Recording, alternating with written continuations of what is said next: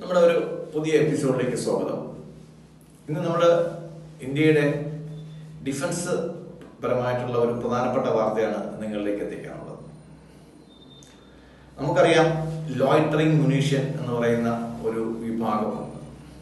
അതിനെ സാധാരണ അറിയപ്പെടുന്നത് കാമിക്കാസെ വിഭാഗം എന്നാണ് അറിയപ്പെടുന്നത്. ഇത് ഈ ഉപകരണങ്ങൾ വർക്ക് ചെയ്യുന്നത്,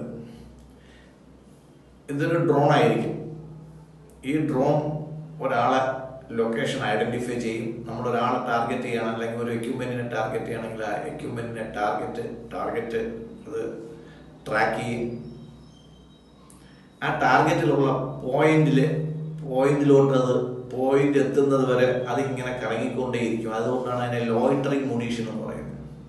അതായത് ഇപ്പോൾ നമ്മളൊരു കാറിൽ പോകുന്ന രണ്ടുപേരെ നമ്മൾ ഐഡന്റിഫൈ ചെയ്ത് കഴിഞ്ഞു, അതിൽ ഒരാളെ മാത്രമാണ് നമുക്ക് ഉപദ്രവിക്കേണ്ടതെങ്കിൽ ഈ ഒരാളിലേക്ക് ചിലപ്പോൾ അതിനകത്ത് ഫേസ് ഐഡന്റിഫിക്കേഷൻ സോഫ്റ്റ്വെയർ ഉണ്ടാവും. ആ പർട്ടിക്കുലർ ആൾ ഏകദേശം 2 അടി വരെ കൃത്യതയോടെ അയാളെ ഐഡന്റിഫൈ ചെയ്യും. ഐഡന്റിഫൈ ചെയ്യുന്നത് വരെ നമ്മളെ വണ്ട് ഇങ്ങനെ നമ്മളെ ചുറ്റിപ്പറ്റി നിൽക്കുന്ന മാതിരി ഇതിങ്ങനെ കറങ്ങി നിന്നിട്ട് കറക്റ്റ് ടാർഗറ്റ് എത്തിയതിന് ശേഷം അതിനകത്തോട്ട് നമ്മൾ ഒന്നിൽ നിറയൊഴിക്കുകയോ അല്ലെങ്കിൽ അതിനകത്തോട്ട് അത് ഇടിച്ചിറക്കുകയോ അല്ലെങ്കിൽ ക്രാഷ് ചെയ്യുകയോ ചെയ്യും. ഇതിനാണ് നമ്മൾ ലോയിറ്ററിംഗ് മുനീഷ്യൻ എന്ന് പറയുന്നത്. ദൗർഭാഗ്യവശാൽ ഇന്ത്യക്ക് ഇന്ന് വരെ ഇങ്ങനെ ഒന്ന് ഉണ്ടാക്കിയെടുക്കാൻ സാധിച്ചിട്ടില്ല. ഇപ്പോൾ നമ്മുടെ ഭാഗ്യത്തിന് ഇന്ത്യയിലെ ഹൈദരാബാദ് ബേസ്ഡ് ആയിട്ടുള്ള റെഡോൺ സിസ്റ്റം എന്ന് പറയുന്ന കമ്പനി നമ്മുടെ ഒരു multi barrel loitering munition launching system develop ചെയ്തു. അത് അവർ പ്രദർശിപ്പിച്ചിരിക്കുകയാണ്. തീർച്ചയായിട്ടും ഇത്തരം കാര്യങ്ങളിൽ പ്രദർശിപ്പിച്ചതുകൊണ്ട് മാത്രം നമ്മളത് കൈവരിച്ചു എന്ന് പറയാൻ പറ്റത്തില്ല. ഇപ്പം DRDOയുടെയൊക്കെ ഒരുപാട് ടെസ്റ്റിംഗ് അതിൻ്റെ പുറത്തുണ്ടാവും. അതിൻ്റെ കാലിബ്രേഷൻസ് വളരെ കറക്റ്റാണെന്നുള്ള പരീക്ഷണങ്ങൾ ഒത്തിരി ഉണ്ടാവും. നമുക്കറിയാം, ഡിഫൻസിലേക്ക് ഒരു എക്യുപ്മെൻറ്റ് ഇൻ്റഗ്രേറ്റ് ചെയ്യുമ്പോഴത്തേക്ക് അല്ലെങ്കിൽ അതിലെ ഓപ്പറേഷനിലേക്ക് ആക്കുന്നതിന് മുമ്പ് നിരവധി ടെസ്റ്റിങ്ങുകളും നിരവധി പരീക്ഷണങ്ങളും എല്ലാം ഉണ്ടാവും. അത് ടെസ്റ്റ് റേഞ്ചിൽ പോവുക, അത് പരീക്ഷിക്കുക, പല പരീക്ഷണങ്ങൾ നടത്തിയതിന് ശേഷമായിരിക്കും അത് നമ്മുടെ ഇന്ത്യയുടെ ഒരു വെപ്പണായിട്ട് നമ്മൾ അവതരിപ്പിക്കുക.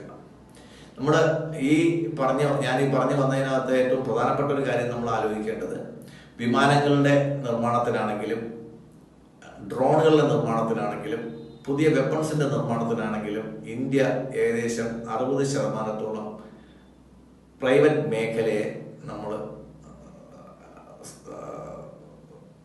പ്രൈവറ്റ് മേഖലയോട് നമ്മൾ സഹായം ആവശ്യപ്പെട്ടു കഴിഞ്ഞു.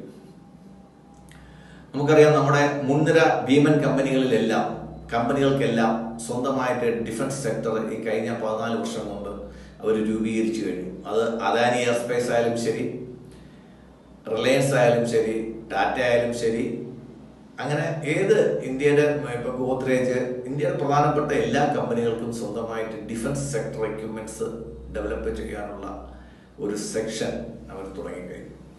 അതിന് കാരണം ഡിഫൻസ് എക്സ്പെൻഡിച്ചറിലേക്ക്, ഡിഫൻസ് സ്പെൻഡിങ്ങിലേക്ക് ഇന്ത്യ കണ്ടെത്തിയ തുക വളരെ വലുതാണ്. മാത്രമല്ല, നമ്മുടെ പ്രധാനമന്ത്രിയുടെ ആത്മനിർഭർ ഭാരത് എന്ന ആ ഒരു സിസ്റ്റത്തിനകത്ത് ലോകത്തെ ഏത് കമ്പനിക്ക് ഏത് സാധനം ഇന്ത്യക്ക് സപ്ലൈ ചെയ്യണമെങ്കിലും അതിൽ 50% ഇന്ത്യൻ പാർട്ടിസിപ്പേഷൻ നിർബന്ധമാണ്.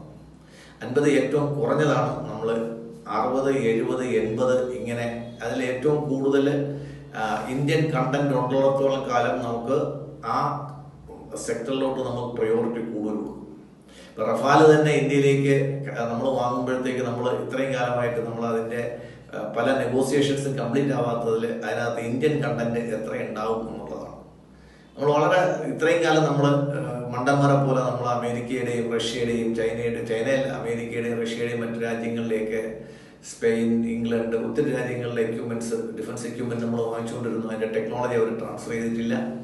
ഇന്ത്യൻ മാനുഫാക്ചറിങ് കണ്ടന്റ് ഉണ്ടായിരുന്നില്ല. പക്ഷെ ഇപ്പോൾ നമ്മൾ വരുന്നത് മിനിമം 50% ഇന്ത്യൻ കണ്ടന്റ് ഇല്ലെങ്കിൽ നമുക്ക് വേണ്ട എന്നുള്ള രീതിയിൽ തന്നെയാണ്. ഇന്നലെ ഞാനൊരു വീഡിയോയിൽ പറഞ്ഞ പോലെ Su-57 റഷ്യ നമുക്ക് തരാമെന്ന് പറഞ്ഞു. നമുക്ക് വേണ്ട. അമേരിക്കയുടെ ഏറ്റവും പുതിയ എക്യുപ്മെന്റ്, പുതിയ യുദ്ധവിമാനം നമുക്ക് തരാമെന്ന് പറഞ്ഞു. നമുക്ക് വേണ്ട. നമുക്ക് വേണ്ടത് ഇന്ത്യയിൽ മാനുഫാക്ചർ ചെയ്യാൻ പറ്റുന്ന ടെക്നോളജി കൈകാര്യം ചെയ്യാൻ പറ്റുന്ന നമുക്ക് വിശ്വസിക്കാൻ പറ്റുന്ന എക്യുപ്മെന്റുകളാണ് നമ്മൾ ഇനി വില കൊടുത്ത് വാങ്ങുന്നത്. അപ്പോൾ അതിൽ ഇന്ത്യൻ കമ്പനികൾക്ക് നമ്മൾ ഒത്തിരി പ്രോത്സാഹനം ഇന്ത്യ ഗവൺമെന്റ് കൊടുക്കുന്നതുകൊണ്ട് അവർ സ്വന്തമായിട്ട് റിസർച്ച് ആൻഡ് ഡെവലപ്മെന്റ് ഡിവിഷൻസ് ഉണ്ടാക്കിയിട്ടുണ്ട്. അതിൽ ഒത്തിരി പുതിയ ഉപകരണങ്ങൾ നിർമ്മിക്കുന്നുണ്ട്. അതിലൊന്നാണ് റഡോൺ സിസ്റ്റം എന്ന് പറയുന്ന ഹൈദരാബാദ് ബേസ്ഡ് കമ്പനി ഇന്നലെ ലോഞ്ച് ചെയ്ത multi barrel loitering munition launching system. അത് നമ്മുടെ ഒരു ടെക്നോളജിക്കലി ഒരു വലിയ അഡ്വാൻസ്മെന്റ് ആണ്. ഇന്ത്യക്ക് ആദ്യമായിട്ട് കിട്ടിയ ഡെവലപ്പ് ചെയ്ത ഒരു സംവിധാനമാണ്. തീർച്ചയായിട്ടും ഇത് ആ കമ്പനി സ്വന്തമായിട്ട് ഡെവലപ്പ് ചെയ്തതൊന്നും ആയിരിക്കത്തില്ല. അതിൽ നല്ല രീതിയിൽ ടെക്നോളജി ട്രാൻസ്ഫർ നമ്മുടെ DRDO പോലുള്ള സംവിധാനങ്ങൾ കൊടുത്തിട്ടുണ്ടാവും. ഒത്തിരി സപ്പോർട്ട് നമ്മുടെ ഡിഫൻസിന് കൈയും മെയ്യും മറന്നുള്ള സപ്പോർട്ട് നമ്മൾ പ്രൈവറ്റ് സെക്ടറിന് കൊടുക്കുന്നുണ്ട്. കാര്യം പ്രൈവറ്റ് സെക്ടർ ഡെവലപ്പ് ചെയ്താൽ മാത്രമേ നമുക്ക് സ്വാശ്രയത്വം കൈവരിക്കാൻ പറ്റത്തുള്ളൂ. ഇത്രയും കാലം നമ്മൾ ഡിഫൻസ് സെക്ടറിൽ നിന്നും പ്രൈവറ്റ് സെക്ടറിനെ നമ്മൾ മാറ്റി നിർത്തിയത് നമുക്കുണ്ടാക്കിയ ദോഷം വളരെ വലുതാണ്. അതൊരു നെഹ്റുവിയൻ ചിന്താഗതിയാണ്. അതായത് ദേശരക്ഷയ്ക്കുള്ള സാധനങ്ങളെല്ലാം ദേശസാൽകൃത സ്ഥാപനങ്ങൾ മാത്രം ഉണ്ടാക്കിയാൽ മതി എന്നുള്ളത്. അതിൽ നിന്നുള്ള ഒരു വലിയ ഒരു ചേഞ്ചാണ് നമ്മുടെ ശ്രീ നരേന്ദ്രമോദിജി കൊണ്ടുവന്ന ആത്മനിർഭർ ഭാരത്. സ്വാശ്രയത്വം അത് തന്നെയാണ് നമ്മുടെ മുദ്രാവാക്യം. എന്തായാലും ടെക്നോളജിയുടെയും അഡ്വാൻസ്മെന്റിന്റെയും പുതിയ സെക്ടറുകളിലേക്ക് ഇന്ത്യ കാലുവെച്ച് തുടങ്ങി എന്നുള്ളത് നമുക്ക് ഏവർക്കും കൃതാർത്ഥതയോടെ നമുക്ക് ചിന്തിക്കാൻ പറ്റുന്ന ഒരു കാര്യമാണ്. നന്ദി, നമസ്കാരം.